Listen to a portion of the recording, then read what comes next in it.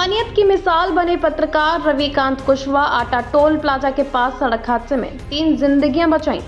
तमाशबीन बन रही भीड़, सरकारी एम्बुलेंस ने भी दिया जवाब, लेकिन ARK सुपरफास्ट न्यूज के पत्रकार ने निभाया मानवता का धर्म। आज के दौर में जहां सड़क हादसों के बाद लोग मदद करने के बजाय मोबाइल निकाल लेते हैं, वहीं ARK सुपरफास्ट न्यूज के पत्रकार रविकांत कुशवाहा ने इंसानियत की ऐसी मिसाल पेश की जिसकी पूरे क्षेत्र में चर्चा हो रही है। थाना जालौन क्षेत्र के ग्राम चाकी निवासी अजय पुत्र विनोद 35 वर्ष, उनके पुत्र देवराज 10 वर्ष तथा सागर लगभग 12 वर्ष बाइक से जा रहे थे। तभी आटा टोल प्लाजा से करीब 100 मीटर पहले उनकी बाइक आगे चल रही ट्रैक्टर ट्रॉली से जा टकराई। हादसा इतना भीषण था कि अजय गंभीर रूप से घायल होकर सड़क पर गिर पड़े, जबकि दोनों मासूम बच्चे दूर जा गिरे। देवराज बुरी तरह घायल होकर तड़प रहा था और सागर अचेत अवस्था में पड़ा था। हादसा के बाद मौके पर लोगों की भारी भीड़ जमा हो गई, लेकिन अधिकांश लोग केवल तमाशबीन बने रहे जब पत्रकार ने निभाया इंसानियत का फर्ज।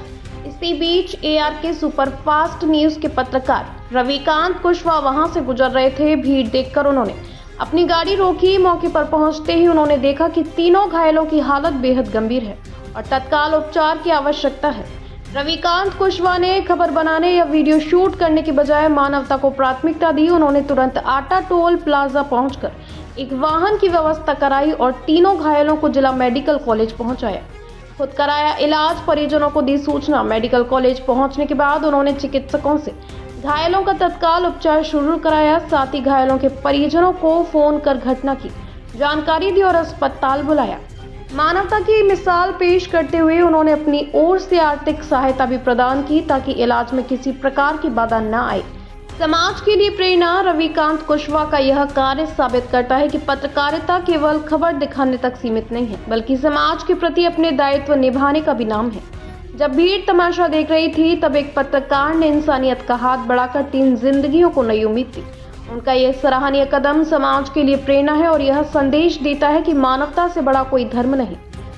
सरकारी एम्बुलेंस में बनी सवालों के घेरे में घटना के दौरान एक सरकारी एम्बुलेंस भी मौके पर बुलाई गई, लेकिन हैरानी की बात यह रही कि ये एम्बुलेंस मौके पर पहुंचने के बाद चालू ही नहीं हो सकी। चालक ने बताया कि एम्बुलेंस स्टार्ट नहीं हो रही है। ये घटना सरकारी स्वास्थ्य सेवाओं की स्थिति पर गंभीर सवाल खड़े करती है। आखिर आपातकालीन सेवाओं में लगी एम्बुलेंस की समय समय पर फिटनेस जांच क्यों नहीं की जाती, या फिर चालक द्वारा दी गई जानकारी सही थी या नहीं, यह भी जांच का विषय है। हालांकि उस समय घायलों की जान बचाना सबसे बड़ी प्राथमिकता थी, इसलिए एम्बुलेंस की विस्तृत जानकारी नहीं ली जा सकी।